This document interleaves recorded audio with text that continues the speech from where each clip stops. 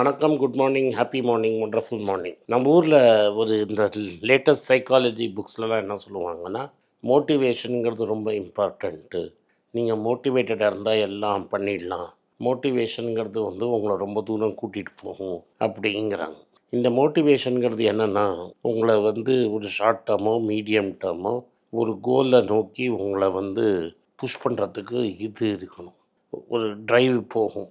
But வெறும் மோட்டிவேஷனை நம்பி நீங்கள் ரொம்ப தூரம் போக முடியாது. ஏன்னா சில கேரியர்கள்லாம் எப்படி இருக்கும்னா, ஃபெயிலியர் தான் நிறைய பார்க்க முடியும். சக்ஸஸ்ஸுங்கிறது ரொம்ப கஷ்டம். 1 in 100. நான் முந்தா நேற்று பேசின போது ஃபெடரரை பற்றி பேசினேன். எப்படி 80% ஆஃப் தி கேம் ஜெயிக்கிறச்ச 54% ஆஃப் தி பாயிண்ட்ஸ் தான் ஜெயிப்பாங்கன்னு. செஸ்ஸுங்கிறது இன்னும் மோசமான கேம். ஒரு சுமார் 1800 கிராண்ட் மாஸ்டர்ஸ் இருக்காங்க. இந்த 1800 கிராண்ட் மாஸ்டர்ஸில் 2% தான் make money to survive as grandmasters. மீதி இருக்கிறவங்க சோத்துக்கு வேறு ஏதாவது வழி பார்த்தா தான் உண்டு. ட்ரைனிங்கு, அது இது மக்களை ட்ரெயின் பண்ணுறது, அது மாதிரி வேறு ஏதாவது பார்த்தா தான் பிழைக்கவே முடியும். இங்கே ஏரியாவில், தட் இஸ் மெட்ராஸில் எங்கள் பர்டிகுலர் ஏரியாவில் ரொம்ப ஃபேமஸாக இருக்கிறது கர்நாடக சங்கீதம். இந்த கர்நாடக சங்கீதத்தையும் இப்படி தான். ஒரு 5-6 பேர் தான் ஹாலை ஃபில் பண்ண முடியும். அந்த 5-6 பேர் பாடினா தான் எல்லோரும் வருவாங்க. அதையும் ஃப்ரீயாக கொடுத்தா தான் வருவாங்க. காசை கொடுத்து வான்னா வரமாட்டோம், நிச்சயமாக வரமாட்டாங்க. ஒரே ஒரு குளோபல் ஃபிகர்னு பார்த்தீங்கன்னா எம்எஸ் சுப்பலக்ஷ்மியை தான் நீங்கள் சொல்ல முடியும். மற்றவங்களாம் ஈக்குவலாக பாடுறத பார்த்தா கூட ரொம்ப பெருசாக சம்பாதிச்சிட்டாங்க, இல்லை ஒரு லைஃப்பை லீட் பண்ணுற அளவு சம்பாதிச்சிட்டாங்கன்னா ரொம்ப கம்மி. இனிஷியல் டேஸில் பாடுற தெரிஞ்சவங்களே சினிமாவில் நடிக்கிறவங்க கொஞ்சம் கேரியர் பண்ணாங்க. டிஆர் மகாலிங்கம் இது மாதிரி இருக்கிறவங்கெல்லாம். பட் இப்போ பின்னாடி பாடகர் தனி, ஹீரோ தனி அப்படின்னு பிரிஞ்சப்புறம் கர்நாடிக் மியூசிக்கே செத்துருச்சு. அப்படின்னா செத்துருச்சுன்னா என்னென்னா, நான் அது ரொம்ப கான்ட்ரவர்ஷியலாக சொல்கிறேன். ஒரு ரொம்ப குறுகிய குரூப்பு தான் அதை பார்ப்பாங்க. மெட்ராஸே எடுத்துக்கோங்க, ஒரு 2-3 கோடி பேர் இருக்காங்க மெட்ராஸ்லன்னா, அதில் 1,00,000 பேர் கூட இதை ரெகுலராக இதில் பார்க்க மாட்டாங்க. சபாலியோ இல்லை ஒரு கச்சேரியிலேயே பார்க்க மாட்டாங்க. மோஸ்ட் ஆஃப் த டைம் என்ன ஆகும்னா, இந்த கச்சேரிங்கிறது ஒரு 20 நாள் தான் நடக்கும். அந்த 20 நாள் தான் இந்த கச்சேரிக்கெலாம் போவாங்க. இது ரொம்ப ஃபஸ்ட்ரேட்டிங்காக இருக்கும். ஏன் நான் செஸ்ஸு இதை மாதிரி விஷயங்கள்லாம் உங்களுக்கு சொல்கிறேன்னா, உங்களுக்கு மோட்டிவேஷன் இல்லாமல் நீங்கள் சம்டைம்ஸ் பண்ணணும். வெறும் மோட்டிவேஷனை வச்சு நீங்கள் ஒன்றும் கட்டிட முடியாது. ஏன்னா இது மாதிரி ஒரு ஃபீல்டில் இருந்தீங்கன்னு வச்சுக்கோங்க, மோட்டிவேஷனுங்கிறது உங்களை ரொம்ப தூரம் கொண்டு போகாது. ஏன்னா ஃப்ரஸ்ட்ரேஷனில் நீங்கள் ஸ்ட்ரெஸ்ஸு பில்டப் ஆகி ரொம்ப கஷ்டப்பட்டுருவீங்க. அண்டு நிறைய பேர் ஃபேமிலி சர்க்கிள், ஃபேமிலியை மெயின்டைன் பண்ண முடியாமல் பல இடத்துல மாட்டியிருப்பாங்க. ஃபஸ்ட்டு நீங்கள் என்ன புரிஞ்சுக்கணுங்கன்னா, உங்களுக்கு வேணுங்கிற பேசிக் நீட்ஸை நீங்கள் மெயின்டைன் பண்ணிக்கணும். அதுக்கு ஒரு வழி பார்த்துக்கணும். ஃபஸ்ட்டு நீங்கள் தனியாக இருக்கீங்களா, கல்யாணம் பண்ணிக்க போகிறீங்களா, எவ்வளோ குழந்தைங்க இருக்காங்க, அவங்களுக்கு பேசிக் நீட்ஸை கொடுக்க வேண்டியது உங்களோட கடமை. அந்த பேசிக் நீட்ஸ் இல்லைன்னா வெறும் மோட்டிவேஷனில் நீங்கள் ரொம்ப நாள் ஓட முடியாது. ஏன்னா மோட்டிவேஷன் இவாப்ரேட் ஆகிடும். சடனாக பார்த்தீங்கன்னா லைஃப்பில் வேறு ஸ்கில்ஸ் இருக்காது. உங்கள் குடும்பமே உங்களை மதிக்காது. ரொம்ப ஸ்ட்ரெஸ் ஆகி பைத்தியம் பிடிச்சி பாய சுரண்டுவீங்க. ஏன்னா உங்களோட ஃப்யூச்சரே உங்கள் கண்ட்ரோலில் கிடையாது. நீங்கள் சூஸ் பண்ண ஃபீல்டு எப்படி இருக்கும்னா, 1000 பேர் இருந்தால் ஒருத்தங்க கூட சர்வைவ், 1,00,000ல் 2 பேர் சர்வைவ் ஆகலாம். அது மாதிரி ஃபீல்டாக சூஸ் பண்ணியிருப்பீங்க. அந்த 2 பேரை பார்த்து தான் உலகமே ஜோன்னு கைத்தட்டும். இதை நிக்கலஸ் தலீப் என்ன சொல்லுவான்னா, மீடியோக்ரிஸ்தான் எக்ஸ்ட்ரீமிஸ்தான் அப்படிமா. அப்படின்னா ஒரு சினிமா ஹீரோ சம்பளம் இதுக்கு ஒரு நல்ல எக்ஸாம்பிள். ஒரு பெரிய, இப்போல்லாம் அது கூட கிடையாது, பட் இருந்தாலும் நான் சொல்கிறேன், ஒரு பெரிய ஸ்டார்னால் அவனுக்கு நிறைய சம்பளம் இருக்கும். 2 பேர் 3 பேருக்கு தான் மேக்ஸிமம் சம்பளம் இருக்கும். முக்கால்வாசி பேர் நீ ஃப்ரீயாக நடிச்சுட்டு போம்பான். இல்லாட்டா நீங்கள் கேரக்டர் ஆக்டர்னால் ஒரு நாளைக்கு 5,000, 10,000, 15,000 கொடுப்பான். இப்போ இந்த ரீசன்ட் டைமில் டிஜிட்டல் மீடியா வந்தப்புறம் இது இன்னும் மோசமாயிடுச்சு. எவ்வளோ மோசமாயிடுச்சுன்னா, இப்போ நீங்கள் லேசட்டாக தியேட்டரில் பார்த்தீங்கன்னா, தியேட்டரில் நான் எங்கள் ஏரியாவில் உட்லண்ட்ஸ் தியேட்டர்னு ஒன்று இருக்குது. ஒரு காலத்தில் புது படம்லாம் ரிலீஸ் பண்ணுற தியேட்டர். நான் 2 வாரமாக பார்க்குறேன், பாஸ் இந்த பாஸ்கரன்னு ஒரு படத்தை அங்கே ஓட்டிகிட்ருக்குறேன். எனக்கு தெரிஞ்சு அந்த படம் ஒரு 10 வருஷத்துக்கு மேலே ஆயிடுச்சு. நான் என் மேனேஜரை கேட்டேன், என்னடான்னு. அவன் சொல்கிறான், சார் எங்கள் ஏரியாவில் பத்ரிங்கிற ஒரு பழைய படம் ஒரு 20 வருஷத்துக்கு முன்னாடி ரிலீஸ் ஆன படத்தை போட்டு ஓட்டிகிட்ருக்காங்க. இப்போ என்ன மேட்டர்னால், தியேட்டரில் காட்டுற அளவு கூட படம் இல்லை. அண்ட் அந்த ரெவன்யூ மாடலே பிரேக் டவுன் ஆகிடுச்சு. அவனும் தியேட்டருக்கு சினிமா பார்க்குறதே நிறுத்திட்டான். அண்ட் இப்போ நீங்கள் வந்து உங்கள் ஓடிடியை நம்பி சினிமா எடுக்கிறீங்கன்னா, என்கிட்ட ஒரு பெரிய டைரக்டர் சொன்னார், ஓடிடியில் அப்ரூவல் வாங்குறதுக்கே 3 மாதம் ஆகிடும்.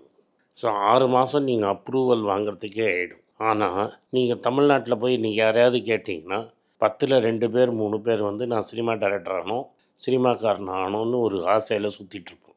இந்த விஷுவல் கம்யூனிகேஷன் ஒரு ஃபீல்டே இருக்குது, விஸ்காம்னு. இவங்க படிக்கிறவங்க எல்லாமே முக்கால்வாசி பேர் சினிமா எடுக்கிறேன், சீரியல் எடுக்கிறேன்னு தான் சுற்றின்னு இருப்பான். இன்றைக்கி சீரியலும் ஓட மாட்டேங்குது, எவனும் டிவி அவ்வளோ தூரம் அட்டென்ஷனாக பார்க்க மாட்டேங்கிறான், சினிமாவும் பார்க்க மாட்டேங்கிறான். ஏன்னா இப்போ என்னென்னா வந்து தியேட்டரில் அவன் ஒரு சினிமா டிசைட் பண்ணி ஒரு டைமில் போடுவான். அந்த டைமில் நீங்கள் போய் சினிமா பார்க்கணும் என்டர்டெயின்மெண்ட்டுக்கு. இப்போ என் கையில் எப்படி வந்துருச்சுன்னா, என்னோடய டிமாண்டில் ஆன் மை டிமாண்டு நான் எந்த படம் பார்க்கணுன்னு டிசைட் பண்ணி அந்த படத்தை எவ்வளோ நேரம் பார்க்கணுன்னு பார்த்து அதுக்கப்புறம் அதை எக்ஸ்டெண்ட் பண்ணி பார்ப்பேன். ஸோ சாய்ஸுங்கிறது கம்ப்ளீட்டாக என் கையில் வந்ததுனால அந்த இண்டஸ்ட்ரியே போயிடுச்சு. இப்போ உங்களுக்கு எந்த லெவல் நீங்கள் சினிமான்னு நம்பி வந்துட்டு நீ மோட்டிவேஷன் இருந்தாலும் நீங்கள் சினிமாவில் சக்சீட் ஆகணும்னா ரொம்ப மோட்டிவேட்டட் சார், நான் 25 கதை வச்சுருக்கேன் சார், 100 கதை வச்சுருக்கேன் சார்னா அந்த மாடலே உடஞ்சி போயிடுச்சு. இந்த மாடல் சடனாக உடையலை, 2011 உடஞ்சிருச்சு. இப்போ நான் வந்து ஆசைப்படலாம், இப்போ இருக்கிற தத்துவ பேச்சை 10 லட்சம் பேர் பார்க்கணும் அப்படின்னு ஆசைப்படலாம். 10 லட்சம் பேர் நிச்சயமாக இந்த சேனலில் பார்க்க மாட்டோம், அது எனக்கே தெரியும். என்னோடய மெயின் சேனல் பணத்தை பற்றி, அதை 1 லட்சம் பேர் பார்ப்பா, இதில் 10,000 பேர் பார்த்தா பெருசு. அப்போ வெறும் மோட்டிவேஷன் மட்டும் நான் இதை நம்பி இருந்தேன்னா இந்த சேனலை நடத்த முடியாது. நான் சொசைட்டிக்கு ஏதாவது கொடுக்கணும், நம்ம சொல்கிறது இந்த சொசைட்டிக்கு ஒரு மெசேஜ் போடணும் அப்படிங்கிறது. அதனால் மோட்டிவேஷனை தூக்கி நான் மோட்டிவேட்டடாக இருக்கிறேன் அப்படின்னு பார்க்காம நீங்கள் கரெக்டான இடத்த ஃபீல்டை சூஸ் பண்ணுங்கள். தப்பான ஃபீல்டை சூஸ் பண்ணிட்டீங்கன்னா நாட் ஒன்லி உங்களுக்கு கஷ்டம் கிடையாது, உங்கள் ஃபேமிலிக்கே கஷ்டம். ஸோ மோட்டிவேஷனுங்கிறது உங்களை ரொம்ப தூரம் கூப்பிட்டு போகாது. இப்போ எனக்கு ஃபஸ்ட்டு வந்து டாக்டர் 4 வருஷத்துக்கு முன்னாடி சொன்னான், லக்கிலி ஹஃபீஸ் டாக்டர், இதே 300 சேனலில் அவனை பார்த்துருப்பீங்க. அவன் என்ன சொன்னான்னா, ஐயா இதே மாதிரி இருந்தால் இன்றைக்கி உனக்கு ஒன்றும் இல்லை, ஒரு அடுத்த 1 வருஷத்துக்குள்ளே ஏதாவது வந்துடும்னு ஒரு பயமுறுத்தி விட்டான். அன்னிலேருந்து நான் வந்து ரெகுலராக எக்ஸசைஸ் பண்ணணும்னு டிசைட் பண்ணிட்டேன். ஒரு மாதத்துக்கு 20 நாள் 25 நாள் எக்ஸசைஸ் பண்ணிவிடுவேன். எனக்கு முதல் 2 மாதம் ஆனால் மோட்டிவேஷன் இருக்கும், 3 மாதம் எனக்கு மோட்டிவேஷன் இருந்திருக்கும்.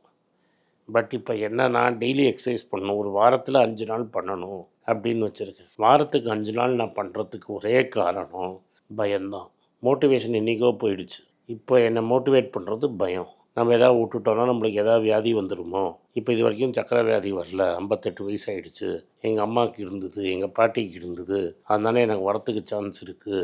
அதனால நம்ம வரத்துக்கு முன்னாடியே நடப்போம், நம்ம வரத்துக்கு முன்னாடியே சர்க்கரையை வந்து தொடமாட்டோன்னு நான் மோட்டிவேட்டடு ஆசைப்பட்டேன்னா பாடியை எப்படி வச்சுக்கணும் அப்படியே வச்சுக்கணுன்னா நான் 25 வயசில் பண்ணியிருப்பேன், 35 வயசில் பண்ணியிருப்பேன். பன்னி மாதிரி திங்கிறதுலாம் தின்ட்டு ஒரு அளவு மேலே உடம்பை வளர்த்துக்கிட்டு டாக்டர் இனிமேல் நீ பாஸ் இதான் லைன், இதுக்கு மேலே நீ வளர்த்துக்கிட்டேன்னா மாறதான் பிடிச்சிக்கணும்னு சொன்னபோது நான் சுதாரிச்சுக்கிட்டேன். ஏன்னா அதுக்கு ஒன்லி பயம். அது மாதிரி வாழ்க்கையில் நீங்கள் ஜெயிக்கணும்னா வெறும் மோட்டிவேஷன் பேஷன் மட்டும் போகாது, ப்ராக்டிக்கலாக இருங்க.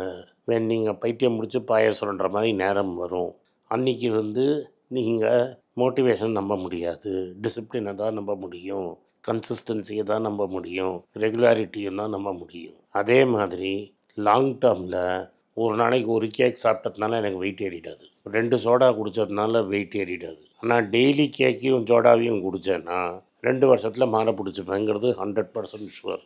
அதே மாதிரி நீங்கள் வந்து இந்த ஸ்டாக் மார்க்கெட்டில் வாங்குறவன்லாம் என்ன சொல்லுவாங்கன்னா என்கிட்ட, சார் டெய்லி பண்ணால் எனக்கு ப்ராப்ளம்மு, டெய்லி பண்ணணும், இன்றைக்கி மார்க்கெட் ஏறிடுச்சு இறங்கிடுச்சுன்னு. அதுக்கெல்லாம் நம்ம கவலைப்படக்கூடாது. நம்ம கிளியராக எப்படி இருக்கணும்னா, தினம் மார்க்கெட் என்றைக்கு விழுது, என் பட்டாஸ் லிஸ்ட்டில் என்றைக்கு இருக்குது, பட்டாஸ் லிஸ்ட்டில் வாங்க ரேஞ்ச் இருந்தால் மாதம் 10,000 15,000 எது நீங்கள் டிஃபன் காஃபிக்கு வச்சுருக்கீங்களோ அதை போட்டுட்டு டோரை மூடிடணும். அதை உட்காந்து டெய்லி பார்த்துட்டு இருந்தீங்கன்னா மோட்டிவேஷனே இருக்காது. 1000 ரூபாய்க்கு பார்த்த டாட்டா மோட்டார்ஸை இன்றைக்கி 660 ரூபாய்க்கு நான் கன்சிடர் பண்ணேன். அப்போ வந்து எனக்கு மோட்டிவேஷன் இல்லை. எனக்கு நிச்சயமாக தெரியும் எனக்கும் தான் வலிக்கும், இப்போ 40% போயிடுச்சுன்னு. இன்றைக்கி இப்படி இருந்தால் 70லேருந்து 660 ரூபாய்க்கு கூட வந்திருக்கும். 70 ரூபாய்க்கு ஒரு வாட்டி போயிட்டு திரும்பி வந்திருக்குன்னா அந்த வலியை நம்ம தாங்கணும். அதுக்கு டிசிப்ளின் கன்சிஸ்டன்சி தான் ஒர்க் பண்ணுமே தவிர மோட்டிவேஷன் ஓரளவுக்கு மேலே போகாது. மோட்டிவேஷனை நம்பி உங்கள் வாழ்க்கையை கெடுத்துக்காதீங்க. நன்றி, வணக்கம். இந்த வீடியோ உங்களுக்கு பிடிச்சிருந்தா வீடியோவை லைக் பண்ணுங்கள், எங்கள் சேனலை சப்ஸ்கிரைப் பண்ணுங்கள், பெல் நோட்டிஃபிகேஷன் தட்டுங்க. இந்த வீடியோ பிடிச்சிருந்தா சொந்தக்காரங்களுக்கும் ஃப்ரெண்ட்ஸுக்கும் அனுப்புங்க. நன்றி, வணக்கம். உங்கள் பேராதரவுக்கு மிக்க நன்றி. நான் டோட்டலாக 5 புஸ்தகங்கள் எழுதியிருக்கிறேன். 3 ஆங்கிலத்தில் எழுதியிருக்கிறேன். அதில் 2 தமிழாக மொழிபெயர்த்துருக்காங்க. ஸோ டோட்டலாக 5 புஸ்தகம் ஆச்சு. இந்த 5 புஸ்தகத்துக்கு ஹார்ட் காப்பி வேணும்னா நீங்கள் கீழே இருக்கிற வாட்ஸ்அப் நம்பருக்கு மெசேஜ் அனுப்பிச்சிங்கன்னா எங்கள் டீம் உங்களை கான்டாக்ட் பண்ணுவாங்க. இந்த 5 புஸ்தகங்கள்ல 3 புஸ்தகம் கிண்டலில் இருக்குது. அமேசானில் கிண்டலில் வாங்கணும்னு ஃபீல் பண்ணுறவங்க நேராக கிண்டலில் வாங்கிக்கலாம். தமிழ்லேயே யாராவது ஃபைனான்ஸ் நியூஸ் படிக்கணும்னு ஃபீல் பண்ணிங்கன்னா தயவுசெஞ்சு moneypage.com விசிட் பண்ணுங்கள்.